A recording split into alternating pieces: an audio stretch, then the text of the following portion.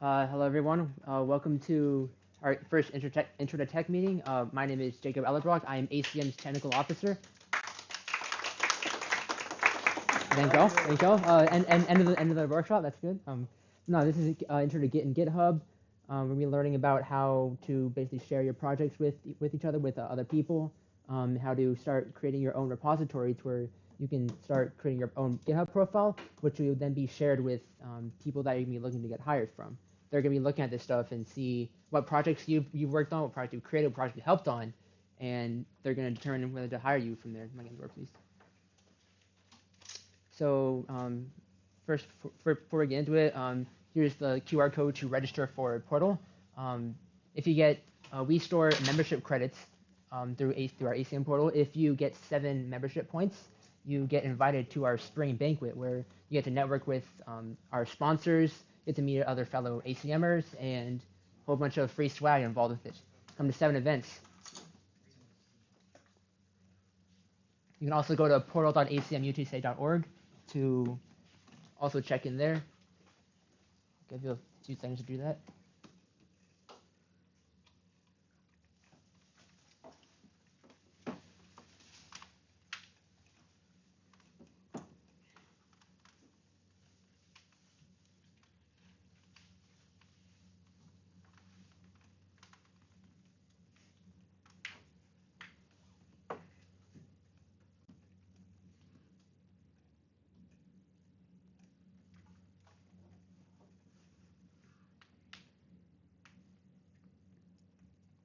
All right. So before we get started, I want to talk about some events that you can actually use this information for. First off, Code Quantum is happening this Saturday. You can go to cqhacks.org to learn more about it. It's a beginner hack day, beginner hack day workshop where you'll be working all day to start creating a mini hackathon project. But if you're freaked out about not knowing how to do a hackathon, we'll be there to help guide you. You will have mentors and a bunch of organizers all going to be helping out, being able to make sure you are on a straight path to a good hackathon project. And in the end, you can submit it for judging and just see how you do. We will be having guides to basically guide you through projects, a web dev track, and a small game. You can learn more at cqhacks.org. Be this Saturday. Please come and join if you want. Come register on the website as well. And also, what else leads up to is Rowdy Hacks, which is February 24th and 25th. It's our major hackathon that we host down at SP1, where you will build a full project that you can try and build in 24 hours that will get professionally judged. A whole bunch of people come down to compete in it, and if you think you have what it takes, feel free to come join. So now let's get on to what Git and GitHub is. So I'm not sure if y'all have heard about Git and GitHub, but do know that these are 2 separate things. Git is a software on your computer. It is what is used mainly for you yourself, whereas GitHub is more of a service on the internet. It's primarily meant for like sharing between other people, but the main difference is Git is used to store your changes among yourself and to essentially start creating a working tree where you will. It allows you to track your changes as you add more features, but it's mainly for your own personal use. Whereas GitHub is used to collaborate with other people, and you will share those changes with other people and more branch together with them. So first, Git is what's called a version control system. A version control system is what I basically described earlier. It allows you to manage certain changes that you can then go back to or undo. It basically helps you make sure you save snapshots of your code so you can go back to it whenever you want in case you run into an error or something. It stores it all in what's called a staging area. You add files that you want to be tracked by Git to the staging area. And actually, I hooked up a whole drawing thing, so here we go. Yeah, so we're going to call this your staging area. You can add files here, like file 1, to be tracked by Git. You can have files outside the staging area but it will only track the files that you add in here. So you can choose which files that you want in there or not. you're also going to create what's called a work tree, where you're going to store basically snapshots of your workspace. So all of this is going to be stored in what's called a work tree. So I'm sure you heard a tree before. It basically branches out like a whole bunch of nodes that move through each other. Each one of these circles is what's called a snapshot or a commit. As you change more with your workflow, say like this is change A. This is like the first instance of your code. Say you want to add a feature to your code, you will then branch off in your work tree and do turn it into B. And we'll get more into this later. So before we start, what you can do is, I hope all of y'all have downloaded Git here already. You can go into a folder. So you can create a new folder. I've already created on my desktop. And you should see this new option whenever you right-click in the folder. It says open Git GUI or open Git Bash. I'm going to start with Bash here first. Y'all can feel free to come grab a seat if you want. Got a chair here, over here.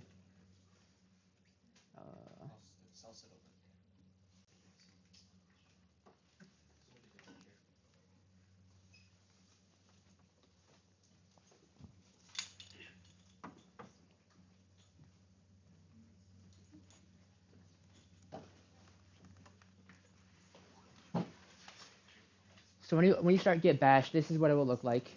You'll see your a whole bunch of stuff. There's the directory you're in right now. If any of y'all know Linux, this is another Linux terminal.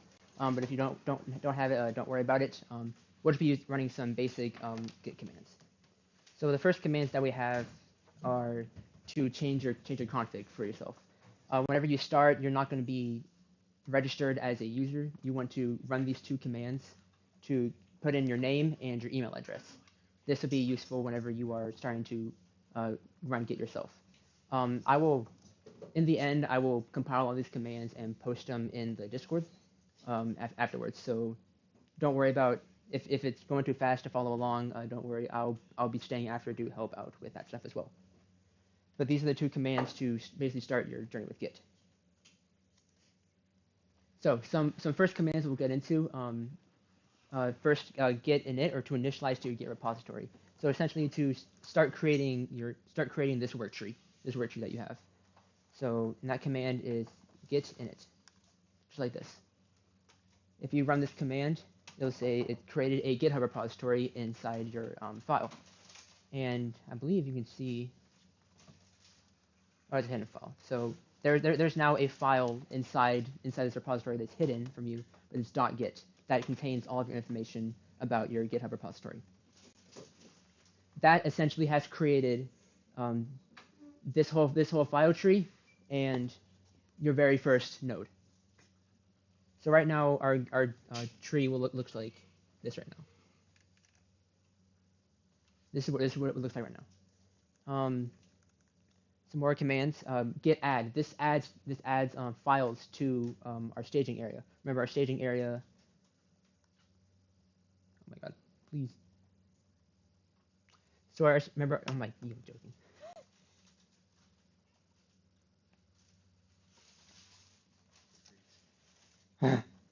So remember our staging area is where all our file changes get stored.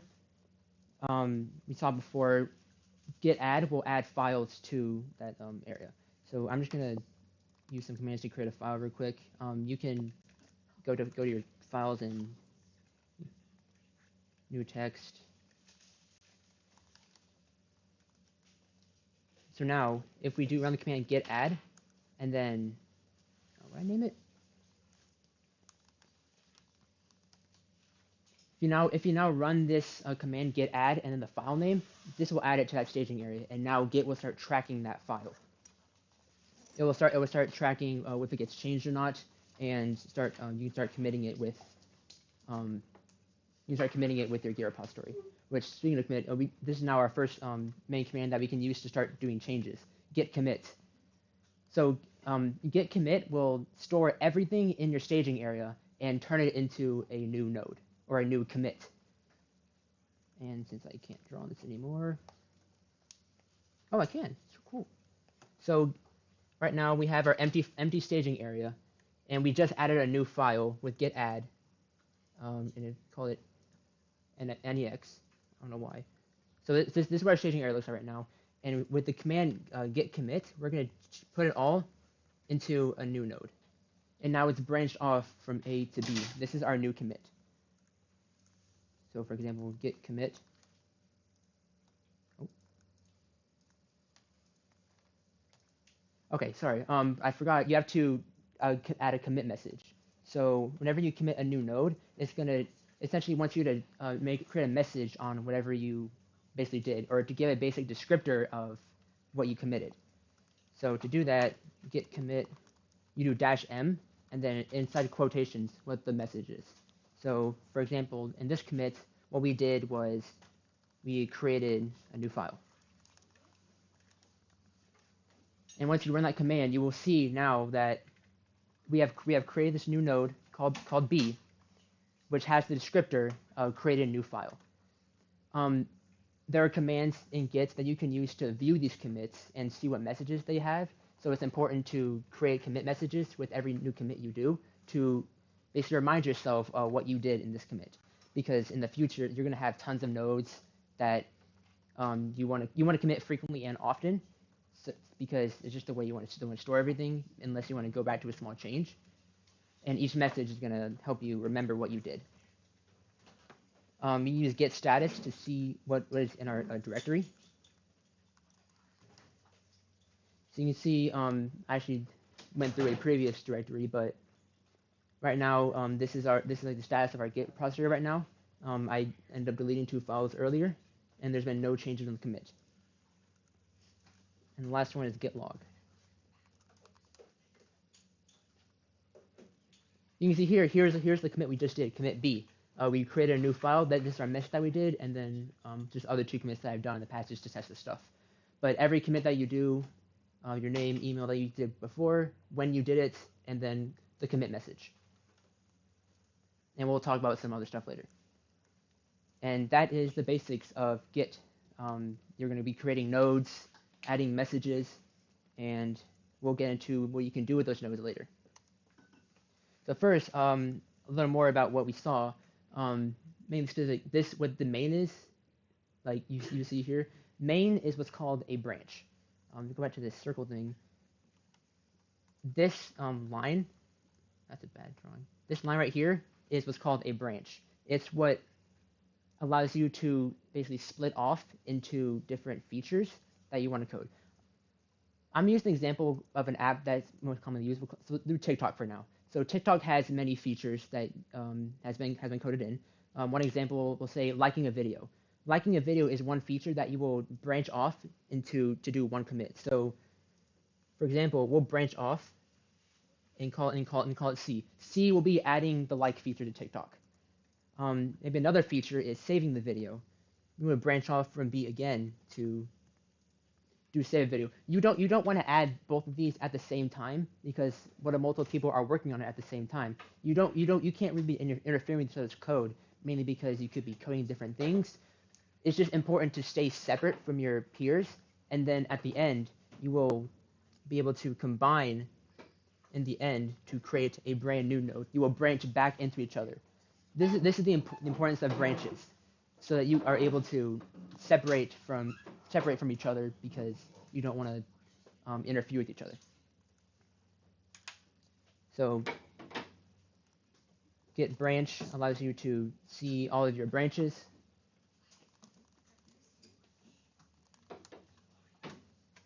Oh god.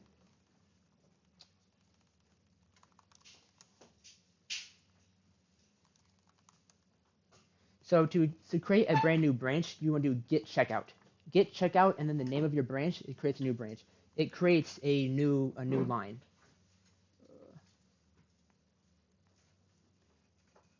So git branch creates one of these lines. And in this case, we named it test. We can go again and create a brand new branch. Name it memory. And it works.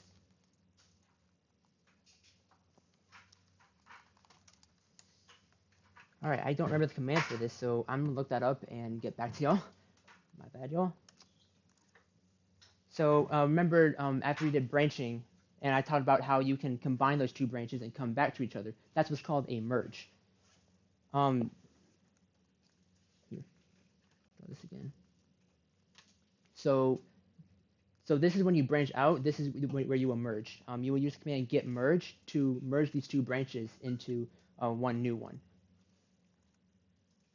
I'm not able to show that right now because I don't have any changes in that yet, and I don't have too much time. But some issues you'll run into what's called merge conflicts, where say both of the two branches or two nodes are changing a certain line at a different time, and you may need to understand like which line do I go with.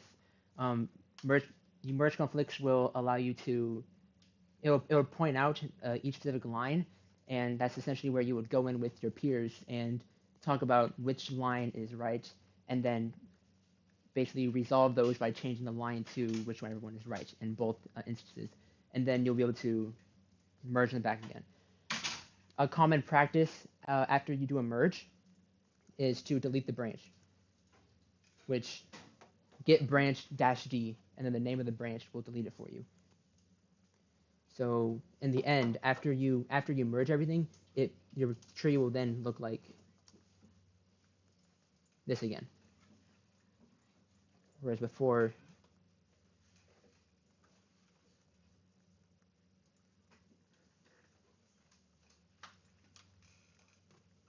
why is my eraser stuck?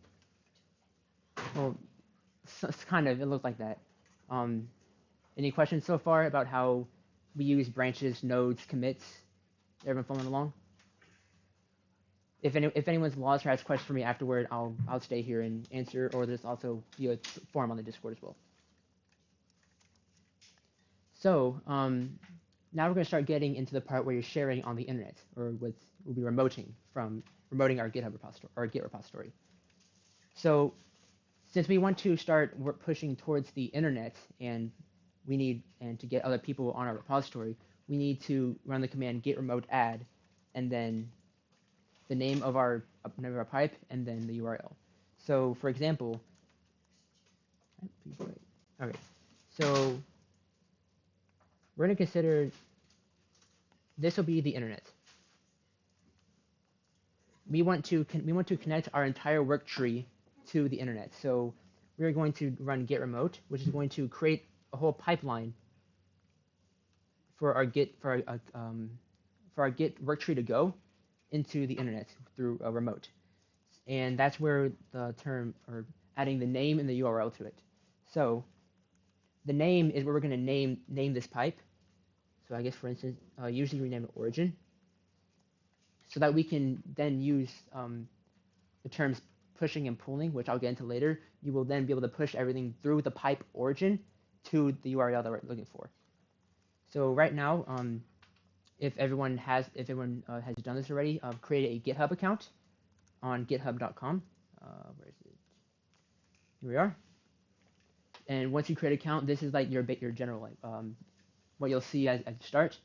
List of repositories that you have, and then just a feed. We're going to create our first GitHub repository right now, and we're calling it come here to new. And then right here is your repository name. I'll just name it test itt git. You can name it whatever you want. This will be the URL that you use to access your repository, your username, and then / the repository name.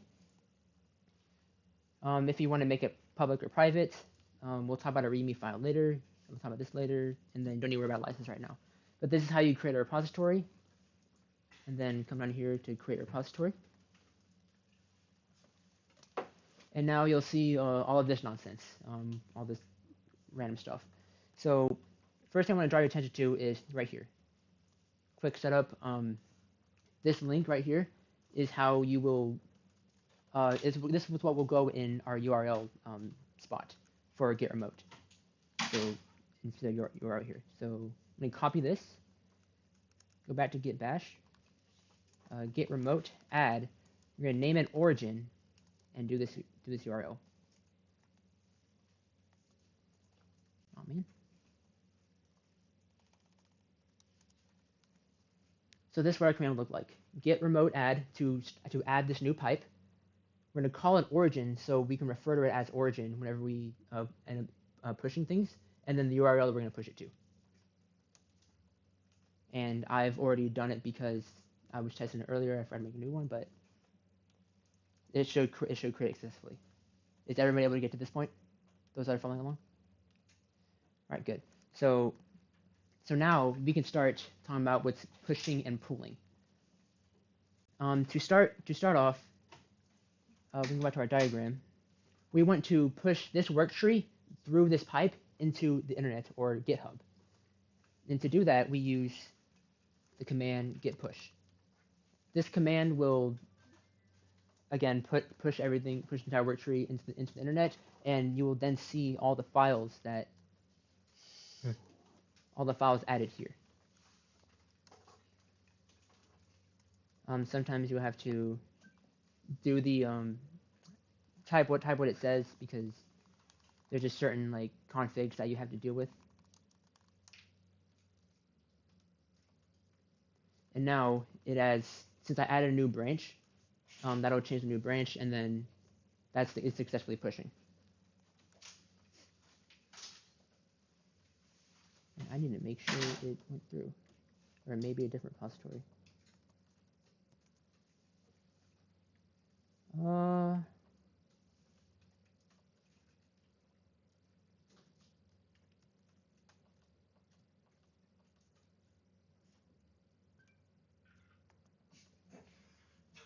Here we go.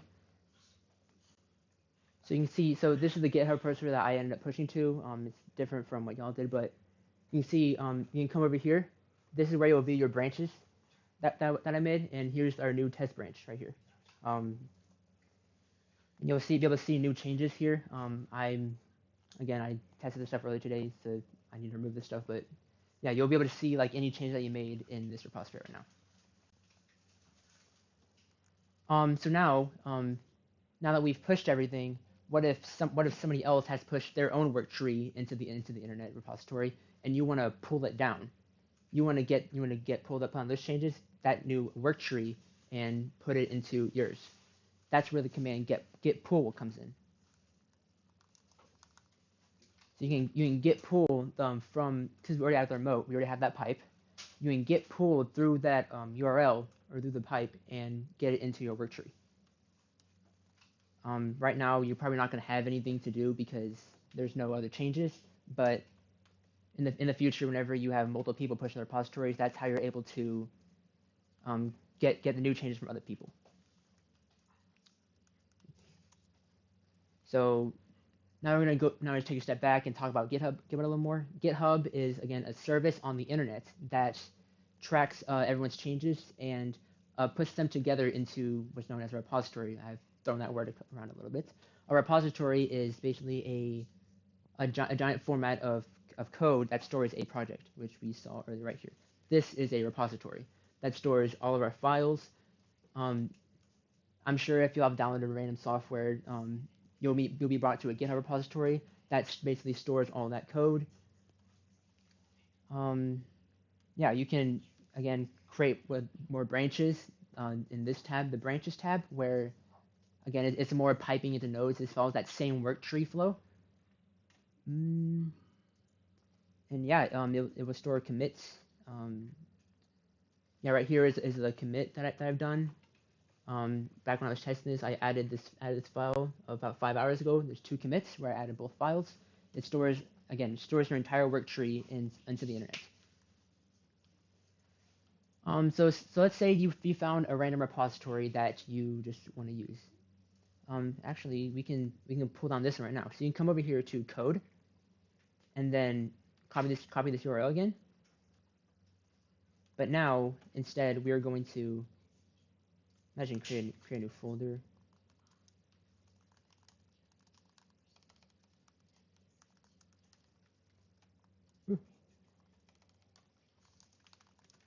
You will use the command git clone to basically copy a directory. So I'm going to send this in the Discord here, so everyone can copy this link.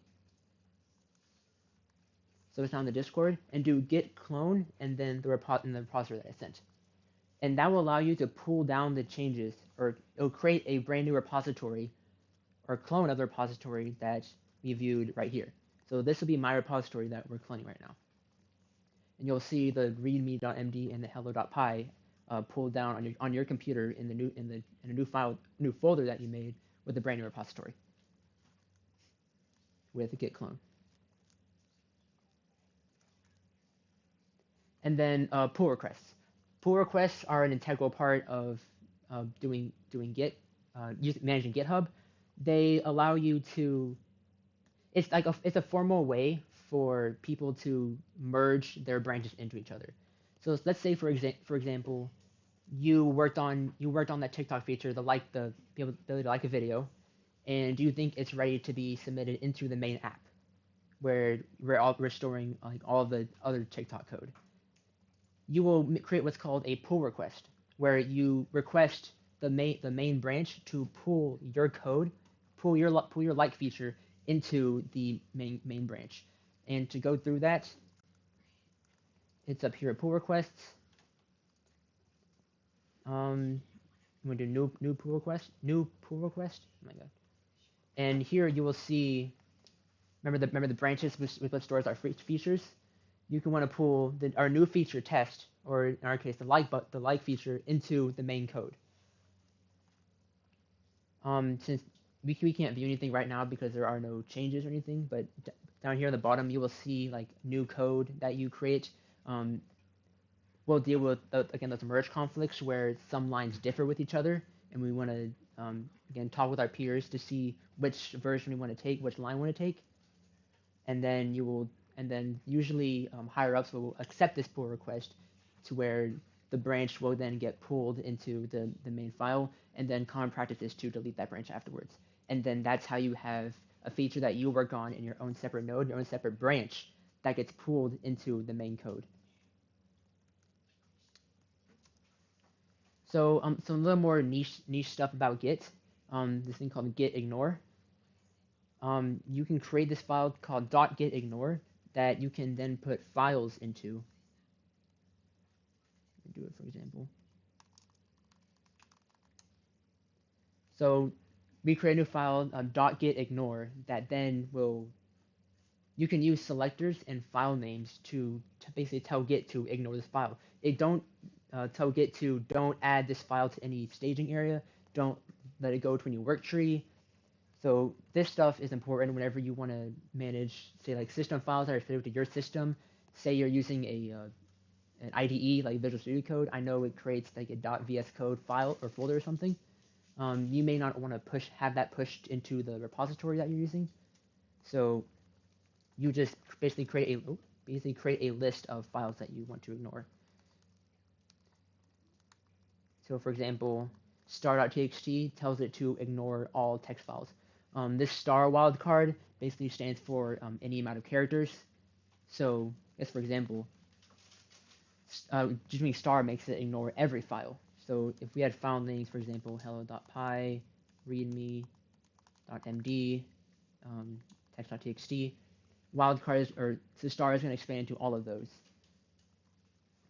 If we do star.py, this says expand this into any characters, but any ones that end in .py, ignore those. So for example, for this instance, this one is going to be ignored, while these two are going to get pushed into the repository. There's a neat website called gitignore.io, which you can then put in like your operating systems, any IDE you're using. It will create a .gitignore file for you. I know a lot of higher ups use this because it's important to make sure Git ignores the files that you don't want to be shared.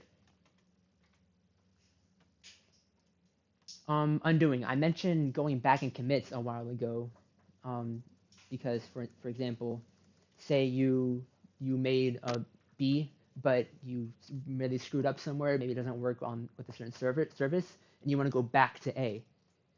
This is where it gets really nice because it has stored both these changes, and you can just say forget about B and go back to A. And to do this is with these commands. First, we'll do git reset, which basically removes a file from the staging area.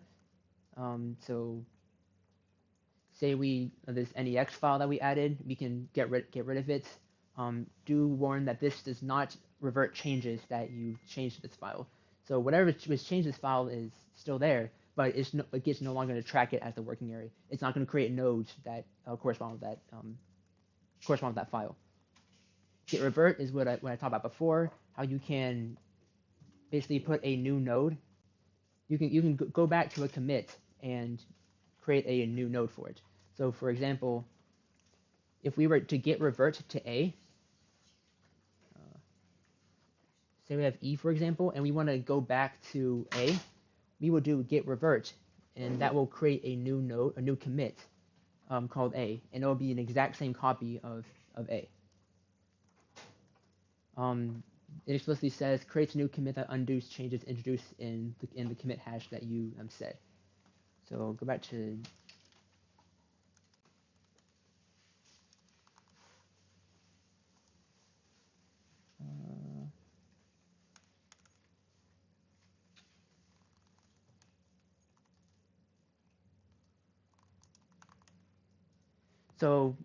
here's the hash that you want to copy. You would do with the git log. If you copy this and put it into git revert, that will then back up the changes to before that commit happened. So you'll look up B's commit hash with git log, and then do git revert, and then that hash, and it'll create what happened before B, which is A, and create it as a new commit. My pen is falling apart. And then the last one, git checkout -- file name, discards changes made to that file. Where, for example, you just want to get rid of a file completely, or revert changes, you do git checkout -- file name. Make sure to include that -- or else it's going to try and do some of the branches, and that's not what you want. So some best practices that many people using Git use, and they'll appreciate you if you actually do follow these practices. Concise and small commit messages, like one-line bullet points of what you use, what you do. Use branches, please. If everyone tries to push into one branch, that's how you conflict with each other, and maybe your code won't work with someone else's because they create the same variable name or something. And you want to be able to catch that stuff before you actually push into everything. I, for one, have had an instance where everybody pushed into one branch, and then my entire project got deleted because people overrode each other's code, and it just didn't end well. So please use branches. Don't push to main. Please. Commit frequently on every single dash that you do. If you think you added like one small feature, like you changed one variable name, usually it's a good idea to commit that, because then you want to save that change in case you want to come back to it later. Some common branch names that I've seen people use is main for like the main code that you use. Dev, D-E-V, dev branch is basically a main. If you have deployment where you actually like host things for the internet, a dev branch is a good instance of like the full project again, but not being like deployed to a server. The name of a task that people are doing. So again, like dash button will be a good branch name, or just the name of who's working on it. So for me, branch Jacob will be a good name for what the stuff I'm doing. For some stuff that I didn't talk about here, the Git docs, the website of the Git docs, I'll post this in the Discord as well. There's a whole bunch of stuff that I didn't mention because Git is a ginormous program. If you want to like learn more specific instances of how Git works, you can go here on the docs. And yeah, and that's pretty much it. That is the basics of Git and GitHub. I'll be staying here a little longer to answer questions. I'm not sure what time it is. Yeah, I can stay here for a good 15-20 minutes. If anyone came in late, they want to register, use the QR code again. Come to Code Quantum Rowdy Hacks because you'll be using this stuff. Use Git and GitHub for your Rowdy Hacks Code Quantum projects. Show your knowledge that you learned. And yeah, more intro tech to come soon. Hope you're doing it every other week. And yeah, thank you for coming, everyone.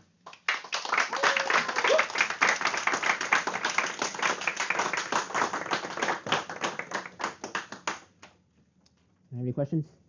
Stuff they're struggling with? I missed some of the stuff in the beginning, so I don't know. All right. Maybe I should wait for other people because I kind of need to start from the top again. All right, then I'll get you later then. Yeah. Thank you. Though. Right, you had your hand up?